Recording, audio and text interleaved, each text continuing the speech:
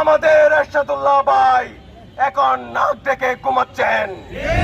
5 আগস্টের পরে যতদিন বলকালিতে এসেছেন, আরিফ ভাই আপনার বয়স ততদিন 900 ভোট পেয়ে ফার্স্ট ক্লাস ফার্স্ট ডিভিশনে আপনি ফেল করবেন, এটা নিশ্চিত। সবার সেরা জঙ্গলত বাইকাট এনসিপি বাইকাট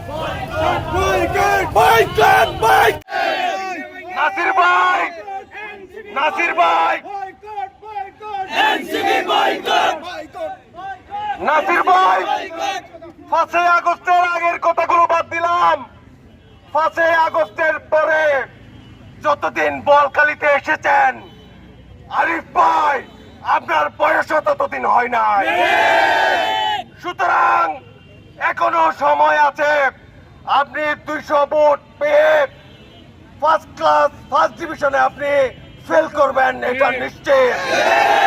ইতিমধ্যে আমরা জানতে পেরেছি আমাদের এরশাদুল্লাহ ভাই এখন নাক ডেকে ঘুমাচ্ছেন, কারণ তিনি জানেন এনসিপির প্রার্থী হলে এখানে নিরঙ্কুশ বিজয় লাভ করবেন ধানের শীষের প্রার্থী।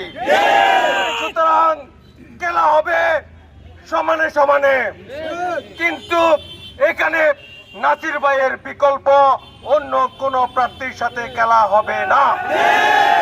সুতরাং আমি আমাদের নেতৃস্থানীয় দায়িত্বশীল ভাইদের দৃষ্টি আকর্ষণ করতে চাই, আমরা এখানে কোনো পার্টির তরফ থেকে এখানে আসি নাই, আমরা জনগণের পক্ষ থেকে এখানে এসেছি। বোয়ালখালীর জনগণের যে পীড়াপিড়ি, যে হতাশা, বোয়ালখালীর সংগঠনগুলোর যে হতাশা, এই হতাশাতে আমাদেরকে আরো 20-30 বছর পিছিয়ে ফেলে দেবে। সুতরাং আমাদের এই আসন নিয়ে সিনেমিনি খেলার অধিকার আপনাদের নেই। এমন কোন মেজবান, এমন কোন অসুস্থ রোগীকে দেখা কিংবা জনগণের ঘরে ঘরে যাওয়া সবকিছুই তিনি করেছেন।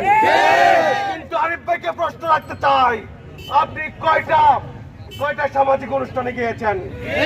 আপনি কার কারো ঘরে গিয়েছেন? কোন ইউনিয়নে গিয়েছেন?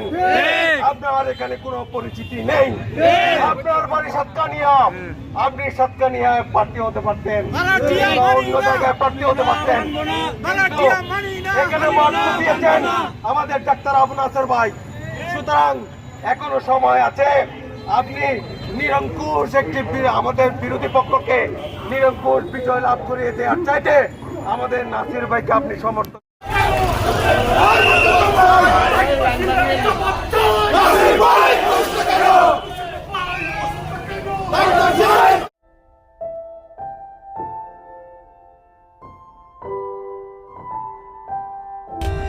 For more updates, subscribe to our channel, click the show links and enjoy watching the videos.